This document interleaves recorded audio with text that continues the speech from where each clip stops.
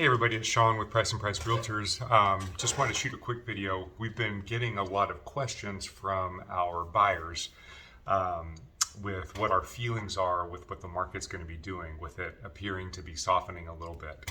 Um, First of all, I want to say that it has softened just a little bit, but it hasn't softened significantly. There are still, well-priced properties are still going with multiple offers, and there's still competition out there. It's just not as much competition as there has been, in the previous couple months.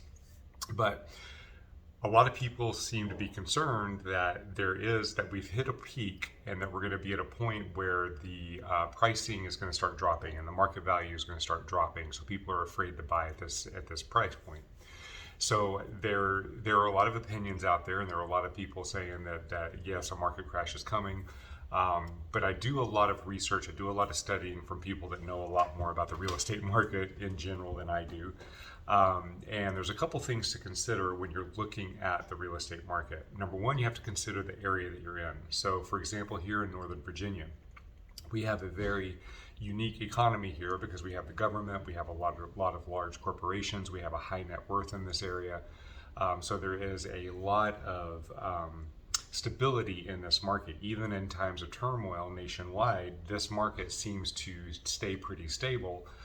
It may flatten out and may not appreciate as significantly as it would outside of troubled times, but the market doesn't typically drop a whole lot here.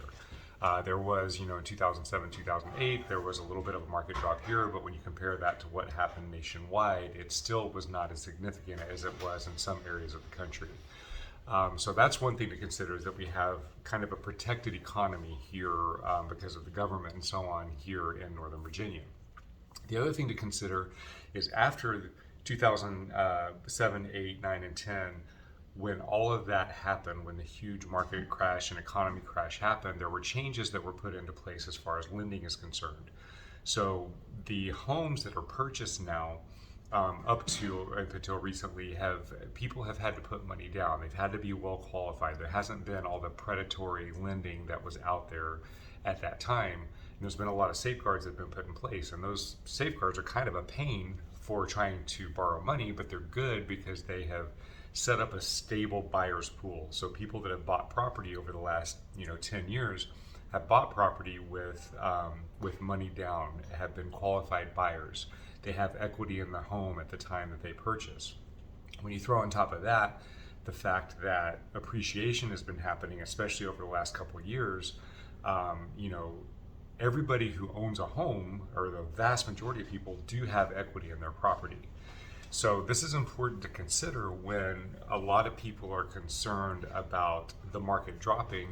And one of the mechanisms that they're concerned about the market dropping is the influx of potential foreclosures that could come to the market due to the foreclosure moratorium coming to an end.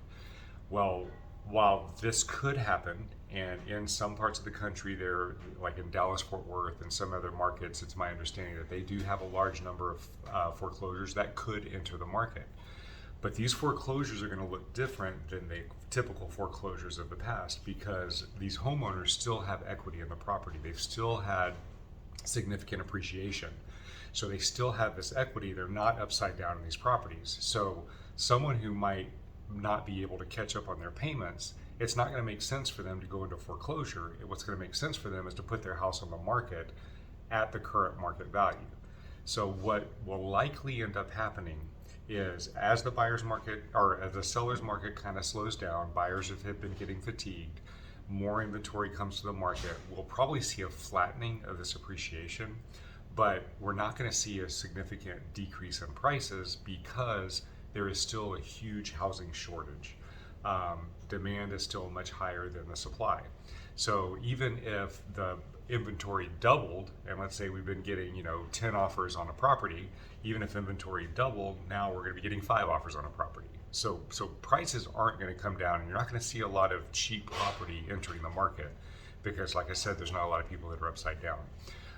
So the market appears to be very, very stable. We're not expecting a large foreclosure influx here in Northern Virginia because of various reasons. But even in the areas where that influx could happen, they don't expect prices to significantly decrease because of the fact that there's so much equity in all these properties. So I hope this makes sense. I'm putting this out here because I want people to feel confident in knowing that, purchasing a home right now, over the next 5-10 years, nobody knows what the market's going to do. But if you look at it based on the mechanics, it doesn't look like there's going to be a huge drop. So it doesn't look like you're going to be left holding an overpriced home. I hope that makes sense. If you have any questions, please feel free to reach out and let us know. And we will see you on our next video.